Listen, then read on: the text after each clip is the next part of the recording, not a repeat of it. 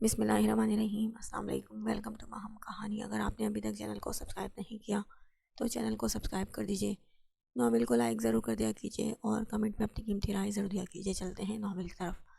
میں واپس پیپر نہیں دوں گی، مجھے نہیں پڑھنا۔ وہ آنکھوں میں نمی لیے بولی، جسے محسوس کرتے وہ ٹھنڈی آہ بھر گیا۔ اچھا مت پڑھنا، بس جیسا تم چاہو۔ وہ اسے حصار میں لے گیا۔ آرزو خان کی آنکھیں چمک گئیں۔ اندھے کو کیا چاہیے تھا؟ دو نین، وہ تو پہلے بھی پڑھائی سے بھاگتی تھی، سونے پہ سہاگا نہیں جانتی تھی۔ مقابل شخص یہ بات شاید مشکل سے ماننے والا تھا۔ اسے پڑھنا نہیں پڑے گا، وہ خوش ہوئی۔ بس مجھے پاس کر لو، باقی مجھے نالائق بیوی قبول ہے۔ وہ اسے قریب کرتے بولا، اس کی آنکھوں میں جھانکا۔ وہ شدت سے آنکھیں میچ گئی تھی۔ وہ اس کے ماتھے پر لب رکھ گیا۔ حصار تنگ ہو گیا، دھڑکنیں زوروں شوروں سے دھڑکنے لگی تھی۔ تم اگر سمجھ سکو تو اتنا کہنا ہے تم سے، ہم اگر ہیں تو صرف تمہارے ہیں۔ خان میں سچ میں پیپر نہیں دوں گی۔ وہ لبوں پر زبان پھیرتی بولی۔ حلق خشک ہو رہا تھا، یوں وہ اس کی قید میں تھی کہ ہلنا بھی مشکل لگ رہا تھا۔ جب وہ اس کے وجود پر چھانے لگا، وہ تو میں دیکھ ہی لوں گا، کیسے نہیں دو گی پیپر؟ آرزو کی آنکھیں حیرت سے پھیل گئیں۔ وہ کسی اچھے جملے کی امید میں تھی۔ بہت چاہتا ہوں تمہیں بد دماغ لڑکی، اتنا کہ اگر کسی اور کے بارے میں سوچوں میرا دل مجھ سے ہی بغاوت کرتا ہے۔ بند ہونے لگتا ہے۔ وہ بھاری سانسوں کے درمیان اس کے کانوں میں دل دھڑکا دینے والی سرگوشیاں کرنے لگا تھا۔ میری ابتدا میری انتہا صرف تم ہو، اس قدر ٹوٹ کر چاہتا ہوں تمہیں کہ تم سے دوری میری روح کھینچ لیتی ہے۔ محبت بھرا لمس ماتھے پر چھوڑتے وہ جذب بھری آواز میں بولتا، اس کے لبوں پر محبت بکھیر گیا۔ بد دماغ لڑکی ذرا مسکرایا، پیشانی اس کی پیشانی سے ٹکرائی۔ اس نے ناک چڑھائی تھی۔ جاہل! وہ گہرا سانس بھر کر لب دبائے بولی، چہرے پر گلال بکھرا ہوا تھا۔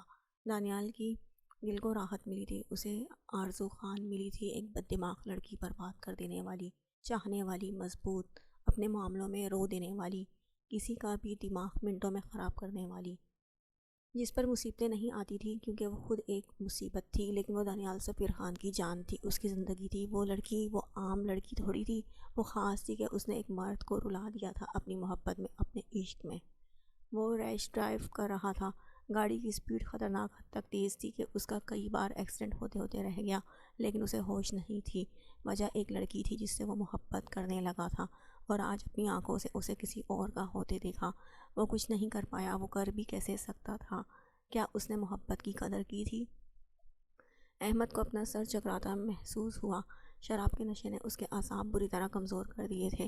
3 مہینے پہلے وہ اپنے ہی جیسی ایک امیر باپ کی بیٹی سے ملا تھا۔ وہ اس کے بابا کی دوست کی بیٹی تھی۔ احمد اسے واقعی پسند کرنے لگا تھا، لیکن مہوش نے اسے ٹھکرا دیا تھا۔ احمد نے کئی چکر لگائے لیکن مہوش نہیں مانی، اور آج اس کی شادی تھی جسے وہ اپنی آنکھوں سے دیکھ کر آیا تھا۔ دل سنبھل ہی نہیں رہا تھا۔ اس کے ڈیڈ نے صاف کچھ بھی کرنے سے منع کیا تھا کہ مہوش کے ڈیڈ ان کے ساتھ ڈیل کرنے والے تھے جس کا ہونا انہیں فائدہ پہنچا سکتا تھا، اور آج احمد کو احساس ہوا بے بسی کیا ہوتی ہے، ٹھکرایا جانا کیا ہوتا ہے، محبت میں تڑپنا کیسا ہوتا ہے۔ اسے لگا تھا جو لوگ محبت کے واسطے دیتے ہیں وہ پاس ہوتے ہیں، لیکن وہ غلط تھا۔ آج وہ اس اسٹیج پر کھڑا تھا جہاں اگر کوئی محبت کو اف بھی کہہ دیتا تو شاید احمد اسے مار دیتا۔ انسان کو وہی ملتا ہے جس کا وہ حقدار ہو۔ دنیا کا قانون اگر ہم چھوڑ دیں، معاف کر دیں، کائنات میں ایک اور قانون ہے، ایسا قانون جو کچھ فراموش نہیں کرتا، وہ اسی چیز سے آپ کو اٹھاتا ہے جس کی آپ نے قدر نہ کی ہو۔ وہ قانون ایسے گناہ معاف نہیں کرتا۔ رانیہ کی آنکھ سے گرے وہ آنسو نے انصاف کی جنگ لڑی تھی۔ اس ایک آنسو نے احمد کو کئی بار رلایا تھا، اور پھر وہی ہوا، اس کی آنکھوں سے آنسو گرنے لگے تھے۔ اس نے کیا کیا اور کیا پایا؟ رانیہ رفیع کی روتی آنکھیں، دہائی دیتا لہجہ یاد آیا تھا۔ رانیہ نے بس ایک جملہ بولا تھا، وہ جملہ احمد کے کانوں میں ہتھوڑے کی مانند برسنے لگا، خدا کرے تمہیں محبت ہو۔ اس ایک جملے میں اذیت تھی، اور آج احمد کو اس کا مطلب سمجھ آیا، اور اچانک منظر بدل گیا۔ سڑک پر ایمبولینس آئی تھی جو احمد کو ہاسپٹل لے کر جا رہی تھی۔ اس کی گاڑی کا بری طرح تصادم ہوا، جس طرح تصادم ہوا جس سے سامنے کا شیشہ ٹوٹا اور احمد کے وجود کے کئی حصوں میں پیوست ہوا۔ گاڑی الٹ گئی تھی، اس کی آنکھیں بند ہونے لگی تھی، اس کے ہر طرف خون ہی خون تھا۔ اس نے عزت خراب کی تھی، اس نے بچے کو اپنانے سے انکار کیا تھا، غلطی کی تو اس نے اسے سدھارا نہیں تھا، بلکہ وقت کسی کے لیے نہیں رکتا۔ اگر آپ کسی جگہ ٹھہر گئے ہیں تو یہ یاد رکھیے، آپ کے آس پاس کی چیزیں بدل جائیں گی، کچھ لوگوں کو آپ کی کمی محسوس ہوگی اور کچھ آگے بڑھ ہی جائیں گے۔ منظر پھر بدل گیا اور اب وہ ہوش میں تھا، لیکن لاچار، وہ چل نہیں سکتا تھا۔ اپنی حالت دیکھتے وہ کرب سے مسکرایا، اور پھر ڈاکٹر نے اس کی مزید رپورٹس کروائی تھی۔ اسے کافی اندرونی چوٹیں آئی تھیں، وہ بہت مشکل سے بچا تھا، لیکن وہ نعمت کھو بیٹھا، وہی نعمت جس کی ناقدری کی گئی تھی۔ عزت نے فخریہ طریقے سے سر اٹھایا۔ کچھ قانون ہرگز کچھ بھی فراموش نہیں کرتے، اور اب نہ تو رانیہ تھی جس سے وہ معافی مانگ پاتا، اور نہ اس کی محبت۔ وقت گزرنے کے بعد قدر کرنے کا کوئی فائدہ نہیں ہوتا۔ رانیہ رفیق وہ ایک ایسی لڑکی تھی جس نے سمجھا دیا نامحرم ہی ہوتا ہے، بے شک وہ جتنا مرضی آپ سے محبت کا دعوے دار رہے، وہ نامحرم ہی رہے گا۔ جس کے ساتھ چلنے سے دنیا آپ سے سوال ضرور پوچھے گی، جس کی موجودگی اگر ماں باپ تک کو پتہ چل جائے وہ بھی آپ سے سوال پوچھیں گے۔ پھر کیسی محبت جس کے ساتھ پر سوال اٹھیں۔ تمہیں یاد آتی ہے نا اس کی، وہ لان میں رکھی کرسیوں پر بیٹھے تھے، جب آرزو نے انگور منہ میں رکھتے اسے دیکھتے اس کے چہرے پر کچھ کھوجنا چاہا۔ ماہا نے اس کی طرف دیکھا، اسے بھولی ہی کب ہوں میں وہ سوالیہ ہوئی تھی، یا کچھ بھی اس کی آنکھوں کے کنارے نم ہو گئے۔ آرزو نے ٹھنڈی آہ بھری تھی، اس کی ڈیلیوری کو بس چند دن باقی تھے۔ وہ شدت ضبط کے آخری کنارے پر کھڑی تھی۔ تمہیں پتہ ہے تم کس قدر خوش قسمت ہو؟ آرزو نے آگے جھکتے کہا۔ ماہا دھیرے سے اس بات میں سر ہلا گئی۔ ہاں، میرے پاس ماہر رانا ہے۔ لبوں پر مسکراہٹ بکھر گئی تھی اور آنکھوں میں ہلکی چمک، جیسے زندگی ہو اس کے پاس۔ وہ جذب کے عالم میں بولی، نہیں۔ آرزو نے مسکراہٹ کے ساتھ نفی میں سر ہلایا۔ ماہا نے چونک کر اسے دیکھا۔ تم ماہا خان، تم اس لیے خوش قسمت ہو کیونکہ تمہارے پاس ایسا شخص ہے جس نے تمہیں سب سے اوپر رکھا، حتیٰ کہ اپنی ذات سے بھی اوپر۔ تم خوش قسمت ہو کیونکہ تمہاری وجہ سے کسی نے بدلہ نہیں لیا، کوئی خدا سے جڑ گیا۔ آرزو نے دھیرے سے اس کے ہاتھ پر ہاتھ رکھتے اسے حوصلہ دیا۔ ماہا کی آنکھ سے آنسو گرا۔ تھوڑا صبر اور درکار ہے، وہ جب آئے گا تو تمہارے ہر ایک شکوے کو دور کر دے گا۔ وہ سر اس بات میں ہلاتے بولی تھی۔ ماہا نے آنسو صاف کرتے مسکراہٹ چہرے پر سجائے اسے دیکھا۔ آرزو، دانیال کی کرخت آواز پر آرزو نے پیچھے مڑ کر دیکھا۔ وہ غصے سے اس کی جانب چلا آ رہا تھا۔ آرزو اٹھی اور فوراً ماہا کی چیئر کے پیچھے کھڑی ہو گئی تھی۔ ماہا نے نچلا ہونٹ دبایا۔ اسٹڈی کیوں نہیں کر رہی تم؟ وہ ماتھے پر تیوری چڑھائے بولا۔ آرزو نے بال کچکچائے، جیسے بہانہ تلاش کر رہی ہو۔ تم خبردار، اگر تم کہا تو۔ وہ انگلی اٹھائے بولا۔ آنکھوں میں تیش لیے تھا۔ آرزو نے ہاتھ کھڑا کیا۔ آپ نے بولا تھا مت دینا پیپر، یہ زیادتی ہے، آپ چیٹنگ نہیں کر سکتے خان۔ وہ منہ پھلائے بولی۔ دانیال نے آنکھیں چھوٹی کرتے اسے دیکھا، جیسے تم میری ہر بات مانتی ہو۔ وہ دانت کچکچاتے اسے دیکھ رہا تھا، جس کے قدم بس اندر کی جانب بھاگنے کو تیار تھے۔ ابھی میرے ساتھ آؤ، میں سمجھاتا ہوں اس ٹاپک کو۔ اس کی جانب قدم بڑھاتے وہ حوصلہ جو انداز میں بولا، اور موقع پاتے وہ اندر کی طرف بھاگی۔ اب وہ بھاگ رہی تھی اور خان کتاب لیے پیچھے بھاگ رہا تھا۔ کتنے جھوٹے ہو آپ، خدا معاف کرے، کہتے ہیں جھوٹ بولنے والے کا کالا منہ نیلے پیر ہو جاتے ہیں۔ وہ صوفے کے ارد گرد چکر لگاتے بولی۔ پچھلے کئی مہینوں سے آرزو خان نے دانیال سفیر خان کا جینا حرام کر کے رکھ دیا تھا۔ آرزو، میں بول رہا ہوں، رک جاؤ۔ وہ انگلی اٹھائے بولا، جس پر آرزو صوفے کی پشت پر تھوڑا آگے کو جھکی، ورنہ ہیزل آنکھوں میں محبت سموئے وہ سحر طاری کرتی آواز میں بولتی۔ اس کا دل دھڑکا گئی تھی۔ وہ مسرور سا سر جھکا گیا، لب دانتوں تلے لب دبائے۔ ہنسی روکنی چاہیے۔ ٹھیک ہے، مت پڑھو تم کتاب کو۔ میز پر پٹک کر وہ اوپر چلا گیا۔ آرزو منہ کھولے اسے جاتا دیکھتی رہی تھی، پھر گھور کر فزکس کی کتاب کو دیکھا۔ منوس ماری، جل کر خاک ہو جاؤ تم۔ کتاب پر نظر ڈالے وہ اوپر اس کے پیچھے بڑھ گئی۔ کمرے کا دروازہ آہستگی سے کھولتے اس نے سر دروازے سے نکال کر اندر جھانکا۔ وہ صوفے پر بیٹھا تھا۔ آرزو کا کہا گونجا۔ دانیال نے قہر ڈھاتی نظر اس پر ڈالتے دانت پیسے۔ اس سے اچھا وہ کسی بچے کو پڑھا لیتا۔ کتنی نالائق تھی وہ، کوئی کام تھا جو اسے آ جائے۔ خان گہرا سانس کھینچتے وہ اندر داخل ہوئی۔ قدم قدم چلتی وہ صوفے پر جا کر اس کے پاس ٹک گئی۔ دانیال نے چہرہ موڑ لیا، وہ واقعی اس سے ناراض ہو گیا تھا۔ اچھا، میں اچھے سے پڑھائی کروں گی، سچ وعدہ۔ وہ آگے جھکتے اس کے چہرے کو دیکھنے کی کوشش کرتے بولی تھی۔ اس نے رخ اس کی جانب کرتے ہیزل آنکھوں میں دیکھا۔ چمکتی آنکھیں ہمیشہ اسے مشکل میں ڈالتی تھی۔ لوگ دو آنکھیں رکھتے ہیں دنیا کو، میں نے دو آنکھوں میں دنیا دیکھی ہے۔ ایک کام بیوی والا کر دو، پھر سوچوں گا۔ وہ بازو سر کے پیچھے رکھتے صوفے کی پشت سے ٹیک لگا کر نیم دراز ہو گیا۔ آرزو نے آنکھیں چھوٹی کرتے اسے دیکھا۔ ٹھیک ہے، وہ کچھ سوچتے ہوئے بولی۔ دانیال نے اس بات میں سر ہلایا۔ وہ رخ اس کی طرف کیے اوپر کو اٹھی اور لرزتے لب اس کے ماتھے پر رکھ دیے۔ وہ سانس روک گیا تھا۔ نرم لمس نے ہونٹوں پر مسکراہٹ بکھیر دی۔ نیلی آنکھوں میں چمک بڑھا گئی۔ اس کی کمر میں ہاتھ ڈالے وہ اسے اپنے حصار میں قید کر گیا تھا۔ آرزو نے سکون سے اس کے سینے پر سر رکھا تھا۔ خان میں اچھی ہونا اس کے کرتے کے بٹن سے کھیلتے وہ پرجوش آواز میں بولی تھی۔ دانیال کے لب مسکراہٹ میں ڈھلے۔ وہ بہت معصوم تھی، حد درجہ، ہاں بہت۔ وہ نرمی سے اس کے ماتھے پر لب رکھتے بولا، اس کے لہجے میں حد درجہ نرمی تھی۔ میں بہادر ہوں نا؟ دوسرا سوال آیا۔ چہرہ اوپر اٹھائے وہ اس کے چہرے کو دیکھنا چاہتی تھی۔ جب اس نے اسے ایسا کرنے سے روکتے اس کا سر واپس اپنے سینے پر رکھا۔ ہاں بہت بہادر، وہ مسکرا کر بولا۔ آرزو خان کے چہرے پر مسکراہٹ ابھری۔ میں ہمت والی ہوں نا؟ خوشی خوشی اگلا سوال پوچھا گیا تھا۔ دانیال نے بھویں سکیڑی، اس کا سر سینے سے اٹھایا، اس کی آنکھوں میں جھانکا۔ لیکن برداشت تو تمہیں میں کرتا ہوں۔ ہمت والی تم کیسے ہوئی؟ الجھن زدہ تھا سوال۔ اس کی بات پر آرزو کا منہ کھل گیا۔ وہ دانت پیستے اسے دیکھتی اس کے سینے پر مکے برسا گئی تھی۔ خان آپ چیٹنگ کرتے ہیں، ہمیشہ آپ نے کہا تھا۔ ہاں بولیں گے، کبھی میری بات رد نہیں کریں گے، وہ اٹھتے ہوئے منہ بنائی بولی تھی جب اس نے کلائی سے کھینچتے اسے واپس بٹھایا۔ تعریف، اس نے شہادت کی انگلی اس کی تھوڑی پر ایک ادا سے اوپر اٹھائی۔ آرزو کا دل شدت سے دھڑکا جب وہ نرمی سے اس کے لبوں پر جھکا تھا۔ اس کی سانسوں کو مہکاتے وہ شدت اختیار کر گیا۔ نرم گرم لمس پر دل نے بیٹ مس کی، جبکہ وہ بغیر مزاحمت کیے زور سے آنکھیں میچ گئی تھی۔ وہ اس سے الگ ہوتے اس کے چہرے پر بکھرے رنگوں کو دیکھنے لگا۔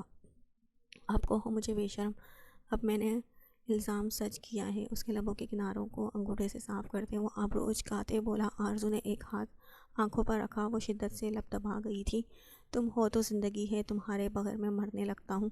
اس کے کان میں سرگوشی نما گھمبیر بھاری آواز میں بولتا اس کے اندر سکون اتار گیا۔ وہ دھیرے سے مسکرائی تھی۔ ہاسپٹل میں وہ سب ایک کمرے کے باہر چکر کاٹ رہے تھے۔ ماہا اندر روم میں تھی۔ تھوڑی دیر پہلے اسے ہاسپٹل لایا گیا تھا اور اب پریشانی سے باقی سب باہر کھڑے تھے۔ کچھ نہیں ہوتا، سب بہتر ہوگا، بڑی مما، سب ٹھیک ہوگا، آرزو مسکرا کر بولی تھی۔ صفیہ بیگم نے اس بات پہ سر ہلایا۔ جمشید خان وہاں سے نکل گئے۔ ڈاکٹر روم سے باہر نکلی، سب تیزی سے ان کی جانب لپکے اور سب سے زیادہ تیزی تو آغا جی کے قدموں میں تھی۔ ڈاکٹر میری پوتی۔ اور سب لوگ دھڑکتے دل کے ساتھ ڈاکٹر کو دیکھ رہے تھے جو دھیرے سے ہنسی تو سب کے چہروں پر راحت بکھر گئی۔ مبارک ہو، بیٹا ہوا ہے، and she is all right. Doctor مبارکباد دیتی مسکرا کر بولی تھی، جبکہ آرزو خوشی کے مارے دانیال کے گلے لگی تھی۔ اس کی ہلکی چیخ ہاسپٹل میں گونجی۔ سب نے پیچھے مڑ کر دیکھا۔ خان میں پھپھو بن گئی اور خالہ بھی۔ وہ اسے مضبوطی سے پکڑے خوشی سے بولی۔ دانیال نے گھر والوں کو دیکھا۔ اس کا جواب نہ پا کر آرزو نے گردن گھمائی جہاں سب اسے ہی دیکھ رہے تھے۔ جبھی شرم کے مارے وہ سر جھکا گئی۔ چلو اندر چلیں، آغا جی ہنستے نفی میں سر ہلاتے بولے۔ سب لوگوں نے اس بات میں سر ہلایا۔ نہیں، رک جائیں، دانیال کی آواز پر ان لوگوں کے آگے بڑھتے قدم رک گئے۔ ہمیں انتظار کرنا چاہیے تھوڑا، وہ اس بات میں سر ہلاتے بولا۔ آغا جی نے گہرا سانس بھرتے سر ہاں میں ہلا گئے۔ انہوں نے اتفاق کیا تھا۔ اس نے آہستگی سے آنکھیں کھولی تھی، دل اداسی میں بیٹھا تھا۔ پہلی سوچ ذہن میں آتے ہی اس کی آنکھ سے آنسو گرا۔ اپنی آنکھوں کے قریب لمس محسوس کرتے اس نے گردن گھمائی۔ وہ اپنی انگلی پر اس کے آنسو چھن گیا تھا۔ وہ جیسے صدیوں کے بیمار اداس چہرے پر خوشی کی ایسی لہر دوڑی کہ چہرہ کھل اٹھا تھا۔ مما ہل، وہ سسکی۔ وہ دھیرے سے ہنسا تھا۔ اٹھ کر اس کے ماتھے پر بوسہ دیا۔ رو کیوں رہی تھی؟ اس کا ہاتھ ہاتھوں میں لیتے وہ ہاتھ کو لبوں میں لگائے بولا تھا۔ سال بعد اس کے لمس پر ماہا کا دل تڑپ اٹھا تھا۔ وہ اسے دیکھتی رہ گئی کئی لمحے۔ کب رو رہی تھی؟ وہ تو خوشی کے آنسو تھے، وہ مسکرا کر بولی۔ اور اٹھنا چاہا جب اس نے اٹھنے میں نرمی سے اس کی مدد کی تھی۔ وہ دھیرے سے ہنسا۔ ماہا نے شکوہ کناہ نظروں سے اسے دیکھا۔ بٹر فلائی، تم تو ہمیشہ سچ بولتی ہو نا؟ اور تمہارے آنسو، غم کا پہلا آنسو بائیں آنکھ سے گرتا ہے کیا؟ میں اتنا بے خبر ہوں تم سے کہ تمہاری آنکھوں سے گرتے آنسو کا اندازہ نہ لگا سکوں۔ ماہا سانسیں روکے اسے سنتی گئی۔ وہ شخص جادوگر تھا، اس کی آنسوؤں تک کو نظر میں رکھے ہوئے تھا۔ احساس طمانینت بھرا احساس روح میں شامل ہونے لگا۔ وہ ضبط سے آنکھیں میچ گئی، کالی آنکھیں اس کے چہرے پر ٹکائیں، نم آنکھیں دل میں اترتی۔ وہ نظریں ماہل رانا کا چین سکون، اس کی محبت تھی۔ ایسے مجھے دیکھو گی تو واپس کیسے جا پاؤں گا بٹر فلائی؟ وہ اس کے ہاتھ پر گرفت سخت کر گیا۔ اور ایسا ہی ہوا۔ وہ تڑپ اٹھی۔ ماہل رانا کے جانے کے خیال سے اس کی ہچکیاں کمرے میں گونجنے لگی تھی۔ وہ ٹھنڈی آہ بھر کر رہ گیا، جیسے وہ جانتا ہو وہ رو دے گی۔ پھر اس کے رونے کے چلتے ننھی معصوم سی جان بھی رونے لگی تھی۔ ماہا نے اپنے پاس لیٹی اس جان کو دیکھا اور روتے ہوئے ہنس دی تھی۔ میں ہمیشہ تمہارے پاس ہوں، تمہارے احساس میں۔ تم آنکھیں بند کرو تو میرا احساس تمہیں محسوس ہوگا ماہا خان۔ تم محسوس کرو، تمہارے دل میں ہی تو ہوں ماہا۔ ماہل رانا تم سے جدا کب ہے، وہ ہمیشہ تمہارے ساتھ ہے۔ ہمیشہ وہ اٹھا اور جھکتے اپنے بیٹے کو چوم ڈالا۔ اس کی آنکھوں سے آنسو گرا، وہ آنسو غم کا نہیں تھا، نہ ہی ندامت کا، وہ شکر کا آنسو تھا۔ اس نے چھت کو دیکھا جیسے چھت کے پار دیکھ رہا تھا۔ اب اس کے پاس کوئی تھا جو اسے بتا سکتا تھا کیا غلط ہے کیا صحیح ہے۔ اب اس کے پاس اللہ تھا، اس کا بہتر دوست۔ اب وہ ہمیشہ صحیح کرنے کی کوشش کرے گا۔ کیا ہم اندر آ جائیں مسٹر تتلا اور مسز تتلی؟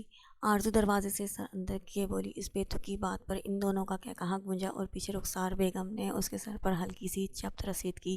لاؤ مجھے دے دو بیبی، آرزو اندر آتے بولی تھی۔ صفیہ بیگم نے بیٹی کو پیار سے ساتھ لگایا۔ ہاسپٹل کے اس کمرے میں خوشی تھی، تلخی کے بعد اذیت کے بعد جو خوشی آتی ہے سکون دینے والی۔ اس کا نام میں رکھوں گی، آرزو نے بیبی آغا جی کو دیتے کہا۔ وہ خوشی سے چہک رہی تھی، ہاں تاکہ وہ فزکس میں فیل ہو جائے۔ علی ہنستے ہوئے بولا تو آرزو نے تیکھی نظروں سے اسے گھورا۔ بس تمہاری بیٹی میرے نقش قدم پر چلے گی، آرزو منہ بنائے بولی تو سب نے علی کو دیکھا جس پر علی نے اوپر چھت کے پار دیکھا تھا۔ یا خدا ابھی میں چھوٹا ہوں، وہ معصومیت سے بولا تو سب ہنس دیے تھے۔ جمشید خان نے ماہا کو گلے لگایا۔ مجھے جانا ہے ماہا، ماہل ماہا کو دیکھتے بولا۔ دو پل کی خوشی کے بعد اذیت کیا ہوتی ہے، کوئی ماہا خان سے پوچھتا۔ وہ سر جھکا گئی تھی تو ماہل رانا تڑپ اٹھا تھا۔ یہ رہے تمہارے رہائی کے پیپرز، تمہارے رویے کے چلتے تمہاری سزا معاف ہو گئی ہے، تمہیں کہیں جانے کی ضرورت نہیں ہے۔ جمشید خان نے اس کے آگے پیپر کیے تھے۔ ماہا نے سر اٹھا کر باپ کو دیکھا، وہ دھیرے سے مسکرائی۔ اس کے بابا نے اس کی اذیت سمجھی تھی، انہوں نے خود بہت ریکویسٹ کی تھی اوپر آفیسرز کو۔ ویسے وائٹ روز میں بیبی پسند ہے نا، وہ معنی خیزی سے بولا۔ آرزو کے گال دہک اٹھے تھے۔ اس نے گھور کر اسے دیکھا جس پر وہ ڈھٹائی سے ہنس دیا تھا۔ اصلی بے شرم ہو، وہ بڑبڑاہٹ سے بولی تھی۔ دانیال نے فخری انداز میں اس بات میں سر ہلایا تو وہ بمشکل اپنی ہنسی روک پائی تھی۔ ماہر رانا، آرزو نے چٹکی بجاتے عائشہ کی گود میں ننھے شہزادے کو دیکھا۔ وہ چہک کر بولی تھی جس پر سب لوگوں نے اس بات میں سر ہلایا تھا۔ دکھوں کے بعد جو خوشی ملتی ہے نا، وہ خوشی پرسکون کرنے والی ہے۔ جانتے ہیں کیوں؟ کیونکہ اس خوشی کی قیمت کا اندازہ ہوتا ہے ہمیں علم ہوتا ہے کہ وہ خوشی ہم نے کس قدر اذیت سے گزر کر حاصل کی ہے۔ وہ اس کی گود میں سر رکھے لیٹا تھا، ہاتھ بڑھا کر اس کی تھوڑی کو چھوا۔ دن مہینوں میں گزر رہے تھے، آرزو ماں بننے والی تھی۔ دانیال کی ناک میں اچھا خاصا دم کر کے رکھا ہوا تھا۔ وہ ہمیشہ اپنی اہم میٹنگز کینسل کر کے اس کی ایک پکار پر دوڑا چلا آتا تھا، اور وہ آگے سے ایسے کام کہتی کہ دانیال سفیر خان بس دانت پیس کر رہ جاتا۔ کیا دیکھ رہی ہو؟ اس کے ہاتھوں کو پکڑے اس نے لبوں سے لگایا جس پر ماہا کے وجود میں ہمیشہ کی طرح سنسنی سی دوڑ گئی، دھڑکنیں مدھم پڑنے لگیں۔ آپ کی آنکھیں جب میں ناراض ہوا کروں گی نا، بس ایک بار آپ مجھے ان آنکھوں سے دیکھنا۔ وہ جذب کے عالم میں اس کی آنکھوں کو چھوتے بولی تو وہ دھیرے سے مسکرا دیا، دل فریب مسکراہٹ۔ ماہا نے برا سا منہ بنایا تو وہ نچلا لب دانتوں تلے دبا گیا۔ تمہاری ناراضگی اب میری جان پر عذاب ہوگی، ایسا ہرگز نہیں ہوگا، تم مجھ سے ناراض ہو۔ اس کی پلکوں کو چھوتے وہ اس کی گردن پر ہاتھ ڈالے، چہرہ اپنے چہرے پر جھکائے بولا، برباد ہو گئے ہم دونوں۔ وہ چمکتی آنکھوں سے بولی۔ ماہل نے چہرہ مزید اپنے چہرے پر جھکاتے ابرو اچکایا۔ بربادی ایسی ہے تو مجھے ہزار بار قبول ہے، بلکہ ہلکے سے اس کے نرم یاقوتی لبوں کو لبوں سے مس کرتے وہ بھاری طلسم زدہ لہجے میں بولتا۔ اس کی مدھم پڑتی دھڑکنوں میں ارتعاش برپا کر گیا۔ وہ گہرا مسکرائی تھی اور پہلی بار یوں لگا جیسے اس کی آنکھیں بھی مسکرائی ہوں۔ اس نے بیڈ پر سوئے اپنے بیٹے کو دیکھا، پھر دھیرے سے اٹھتے اس کے ماتھے پر لب رکھے۔ میری زندگی کا سب سے قیمتی تحفہ تم ہو، ایسا تحفہ جس نے مجھے کائنات کو بنانے والے سے ملا دیا، مجھے بتایا شکر ادا کرنا کتنا ضروری ہوتا ہے۔ اس کے ہاتھوں پر دباؤ دیتے وہ محبت سے بولا تھا۔ ماہا کی آنکھیں چمک اٹھیں، وہ کھل کر مسکرائی تھی۔ زندگی ہوتی ہے وہ تلخ یا حسین، یہ ہمارا نظریہ ہمیں بتاتا ہے۔ ہم دکھوں کے پیچھے بھاگتے خوشیوں کو خود سے دور کر دیتے ہیں۔ ہم معاف کرنا نہیں سیکھتے، جبکہ ہم معافی کے طلبگار ضرور ہوتے ہیں۔ اگر ماہا خان غلط قدم اٹھاتی تو شاید ماہل رانا گمنام گلیوں کا مسافر ہوتا، اور ایک قدم جو ماہا خان نے صحیح اٹھایا تھا، آج اس ایک صحیح قدم کی وجہ سے وہ ایک مکمل زندگی کا مالک تھا۔ زندگی حسین تھی، حسین تر کیونکہ اس نے دکھوں کا سوچنا چھوڑ دیا تھا، وہ خوشیوں کے پیچھے بھاگنے لگا تھا۔ 3 سال بعد چھوٹے خان بولو بابا گندے چھوٹے 2 سال کے بچے کو ہاتھوں سے پکڑے وہ آنکھیں مٹکاتے بولی تھی۔ بچہ کھلا اٹھا، وہ بھی ہنس دی۔ کمرے کے دروازے میں کھڑے دانیال نے آنکھیں چھوٹی کرتے اسے دیکھا۔ اس کے الف سدھر سکتی تھی؟ ہرگز نہیں۔ اسے لگا اسے اب 2 بچوں کو سنبھالنا پڑے گا۔ وہ نفی میں سر ہلا گیا۔ 2 سال پہلے ہی اسے ان کے ہاں بیٹا ہوا تھا اور اب اس کی بد دماغ ماں نہ جانے کیا سکھا رہی تھی۔ حشام خان بولا، مما۔ وہ بیٹے کے سر کا بوسہ لیتے بولی، جس پر وہ بڑی بڑی ہیزل آنکھوں سے اسے دیکھنے لگا تھا۔ بابا وہ اٹکتے بولا تو آرزو خان نے ماتھے پر تیوری چڑھائی۔ اس کا تو منہ ہی کھل گیا تھا۔ تم بھی جاہل ہو اپنے باپ کی طرح۔ میں تمہیں مما بولنے کا کہہ رہی ہوں، تم بابا کے کچھ لگتے۔ آرزو منہ پھلائے بولی تو دروازے پہ کھڑے دانیال کا کیا کہا گونجا۔ آرزو نے گردن موڑ کر اسے خفگی سے گھورا۔ دیکھا میرا بیٹا کہہ رہا ہے مما بری بات۔ نفی میں سر ہلاتے وہ ہنستے ہوئے منہ پھلائے بیٹھی۔ وہ لڑکی سیدھی اس کے دل میں اتر رہی تھی۔ اس نے چھوٹے خان کو اٹھا کر قریب رکھے جھولے میں رکھا اور خود بیٹھ گیا بالکل اس کے سامنے۔ کیا بول رہی تھی؟ میں برا ہوں؟ آبرو اچکائے ہاتھ سے اس کے گال کو چھوتے خمار آلود لہجے میں بولا، استفسار کرنے لگا جس پر آرزو گھبراہٹ کا شکار ہوئی تھی۔ تو آفس میں بیٹھے رہتے ہیں؟ کیا کہا تھا آپ نے؟ میں پڑھاؤں گا، لے لو تم ایڈمیشن۔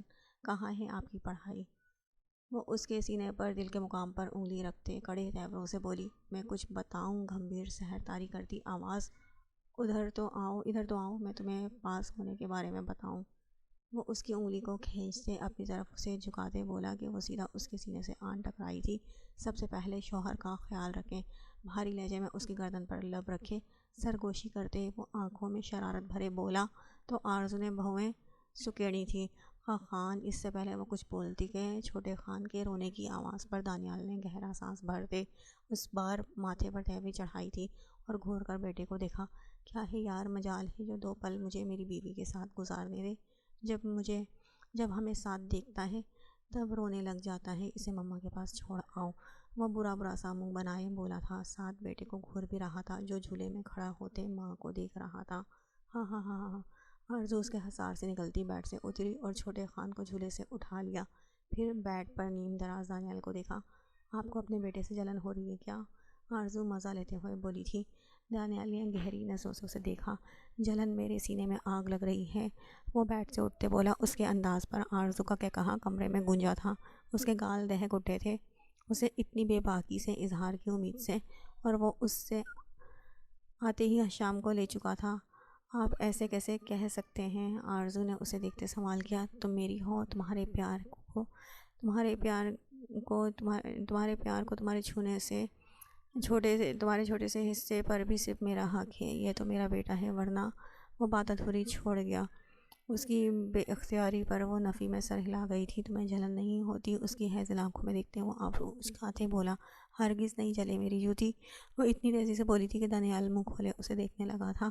وہ کبھی اظہار نہیں کرتی تھی۔ ہاں تمہاری جوتی کیوں جلے تو نتاشا اور پلوشانہ قدم آگے بڑھاتے اس نے آفت کی دکھتی رگ پر ہاتھ رکھا اور کمرے سے نکل گیا۔ پیچھے وہ دانت پیستے اس کے پیچھے بھاگی تھی۔ مزید 3 سال بعد۔ کہتے ہیں صبر کا پھل میٹھا ہوتا ہے۔ صبر ایسی ہی چیز ہے جو ناممکن کو ممکن میں بدل سکتی ہے، بالکل ویسے جیسے عائشہ نے صبر کیا تھا اور آج وہ ماں کے عہدے پر فائز تھی، ننھی پری جو اس کی دنیا میں آ کر سب مکمل کر گئی۔ لیکن مہراج خان سے اس کی شکایتیں کبھی ختم نہیں ہوتی تھی۔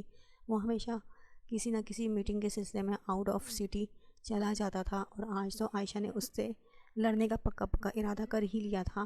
وہ بیڈ پر لیٹ گئی تھی، گلرانہ صفیہ بیگم کے پاس تھی۔ وہ آنکھیں بند کیے لیٹی تھی، جانتی تھی وہ آج آنے والا تھا۔ جب دھیرے سے کمرے کا دروازہ کھلا، یوں جیسے چور اندر داخل ہوتے ہیں، بالکل ویسے وہ اندر داخل ہوا۔ کمرے میں نیم روشنی پھیلی ہوئی تھی۔ بیڈ پر نظر پڑی جہاں اس کی متائی جاں لیٹی ہوئی تھی۔ عائشہ نے آہٹ سے آنکھیں کھولیں تو مہراج نے زور سے پٹ بند کیا۔ عائشہ کی آنکھ میں شکوہ تھا، وہ ہمیشہ یوں ہی کرتا تھا اس کے ساتھ۔ عائشہ میں وہ بول ہی رہا تھا جب اڑتا ہوا کشن اس کے منہ پر جا لگا اور اس کے پیچھے کئی کشن اور تکیے اس کے اوپر برسائے جا رہے تھے جنہیں بغیر مزاحمت کے وہ کھڑے اپنے اوپر جھیل رہا تھا۔ جانتا تھا وہ غصے میں ہے۔ آپ ایسا ہی کرتے ہیں جب دیکھو تب کام، اور آج بھی لیٹ آئے ہیں۔ وہ بیڈ سے اٹھتی باہر جانے لگی تھی، آنکھوں میں پانی تیر رہا تھا۔ وہ گہرا سانس بھر گیا، اس کی کلائی جکڑی اور خود نیچے بیٹھ گیا۔ پینٹ کی پاکٹ سے کچھ نکالا، نہایت نرمی سے اس کے پاؤں اپنے گھٹنے پر رکھے اور نہایت خوبصورت پائل اس کے پیروں میں پہنا دی تھی۔ عائشہ کی آنکھیں چمکی لیکن خفگی سے چپ رہی تھی۔ پھر کھڑے ہوتے اس کا چہرہ ہاتھوں کے پیالوں میں بھرا، ماتھے پر عقیدت سے لب رکھے اور اسے سینے میں بھینچے حسار تنگ کیا۔ وہ اس کی ساری کارروائی دھڑکتے دل کے ساتھ نوٹ کر رہی تھی۔ اچھے بچے ایسے اتنی دیر ناراض نہیں رہتے۔ وہ یوں بولا کہ عائشہ نے بمشکل کیا کہاں روکا تھا۔ سر اٹھا کر اسے دیکھا۔ آپ ایسے کیسے منا لیتے ہیں اتنی جلدی؟ وہ منہ پھلائے بولی تو وہ کندھے اچکا گیا۔ وہ دونوں دھیرے سے ہنس دیے تھے۔ ہال میں اس وقت ہر کوئی موجود تھا، سب مصروف تھے، اور آج تو ماہل اور ماہا بھی گھر آئے ہوئے تھے۔ بچے کھیل رہے تھے جب ایک کھڑکتی آواز پر سب کا دھیان اس جانب گیا۔ مجھے دے دو ورنہ مار دوں گا۔ ماہل رانا نے ہاتھ میں پکڑی گن تھی اور رخ 2 سال کی گلرانہ کی طرف کیا ہوا تھا۔ اس کے ہاتھ میں باربی ڈول تھی جسے وہ چھیننے کی کوشش کر رہا تھا۔ ادھر دو ورنہ چھین لوں گا۔ ماہر نے گن گلرانہ کے چھوٹے سے ماتھے پر رکھی۔ وہ رونے لگی۔ ماہا نے صوفے پر بیٹھے ماہل کو دیکھا، کم گھورا زیادہ۔ ماہا کا ماہر رانا شروع سے دھونس جمانے کا عادی تھا، جیسا باپ ویسا بیٹا والا حساب۔ وہ اچانک اٹھی اور پیر پٹکتی وہاں سے واک آؤٹ کر گئی۔ بٹر فلائی یار، میرا کیا قصور ہے؟ ماہل ہڑبڑا کر اٹھتے اس کے پیچھے بھاگا تھا۔ سالے بٹر فلائی اڑ گئی۔ دانیال کی ہنستی ہوئی آواز ہال میں ابھری تو سب لوگوں نے کہا لگایا، جس پر آرزو نے ہنستے ہوئے اسے گھورا۔ جاہل، تم گلرانہ کو ڈرا رہے ہو؟ میں منہ توڑ دوں گا تمہارا۔ حشام خان گلرانہ کے سامنے آتے بولا۔ ماہر نے اسے گھورا، جس پر حشام نے بھی چھوٹے چھوٹے بل ماتھے پر ڈالے اسے گھورا۔ گلرانہ حشام کے پیچھے چھپی ہوئی تھی۔ جب حشام نے اس چھوٹی سی پری کا ہاتھ پکڑا اور ماہر پر اپنی طرف سے سخت نظر ڈالتے اسے وہاں سے لے گیا۔ ماہر نے گن نیچے پٹک ڈالی اور اس روم کی طرف گیا جہاں اس کے بابا گئے تھے۔ باقی سب ایک دوسرے کی طرف دیکھ کر رہ گئے۔ سب نے نفی میں سر ہلایا۔ حشام خان اور ماہر رانا دونوں میں ہرگز نہیں بنتی تھی، بس دونوں میں ہر وقت جنگ ہی چھڑی رہتی تھی جسے بڑی مشکل سے حل کیا جاتا تھا۔ سمندر میں اٹھتی چھوٹی لہریں جو سمندر تک آ رہی تھی اور ڈوبتا سورج بہت خوبصورت منظر پیش کر رہا تھا۔ وہ آگے بھاگ رہی تھی اور دانیال خان اس کے پیچھے بھاگ رہا تھا۔ آج پوری فیملی کراچی ساحل سمندر آئی ہوئی تھی۔ ایسے میں آرزو خان کی شرارتیں عروج پر تھیں۔ جب دانیال اس کے سامنے آیا، آرزو نے ایک دم قدموں کو بریک لگائی تھی۔ وہ گہرے سانس بھرتے اسے گھور رہا تھا۔ خان، آپ بوڑھے ہو گئے ہیں، آپ کو کسی بڈھی سے شادی کرنی چاہیے تھی۔ اس کے گہرے گہرے سانس بھرنے پر وہ چوٹ کرتے ایک ادا سے بولی، جبکہ وہ اسے کافی بھگا چکی تھی۔ آپ کی تو عمر ہو رہی ہے اور میں ابھی ینگ ہوں، وہ منہ بنائے بولی تھی۔ عجیب مذائقہ خیز تھا۔ دانیال گردن ٹیڑھی کرتے سیٹ میں دیکھ رہا تھا۔ میں آپ سے بات کر رہی ہوں، آپ کہاں دیکھ رہے ہیں؟ اسے اپنی طرف متوجہ نہ پا کر آرزو نے دانت کچکچائے۔ کچھ خاص نہیں، کسی بوڑھی کو دیکھ رہا ہوں، وہ لاپرواہی سے بولا۔ اس کی بات سنتے آرزو نے پیچھے پلٹ کر دیکھا جہاں 26-27 سال کی لڑکیاں دانیال کو ہی دیکھ رہی تھیں۔ اس نے پھر سامنے اس کے انتہائی معصوم چہرے کو دیکھا۔ خان، وہ چیخی اور اس کی جانب بڑھی جب وہ ہنستے ہوئے آگے بھاگنے لگا تھا، اور اب منظر کچھ یوں تھا کہ وہ آگے بھاگ رہا تھا اور آرزو خان اس کے پیچھے بھاگ رہی تھی۔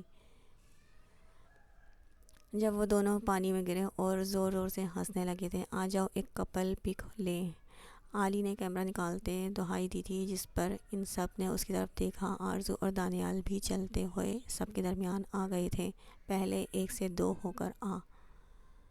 دانیال نے اس کے کندھے پر ہمدردی سے ہاتھ رکھا تو وہ خجل سا ہو کر رہ گیا۔ پھر 3 ہوئے اور آنے والے وقتوں میں 4 پہنچ تو سکتا ہے نا، عالی تڑک کر بولا۔ اس کی بات پر سب لوگوں کا کہا گونجا تھا، اور پھر سب نے ایک تصویر سب کے ساتھ لی تھی، اور دوسرے میں معراج عائشہ کے ساتھ، دانیال آرزو کے ساتھ تھی، ماہل ماہا کے ساتھ پیشانی سے پیشانی ٹکرائے کھڑا تھا۔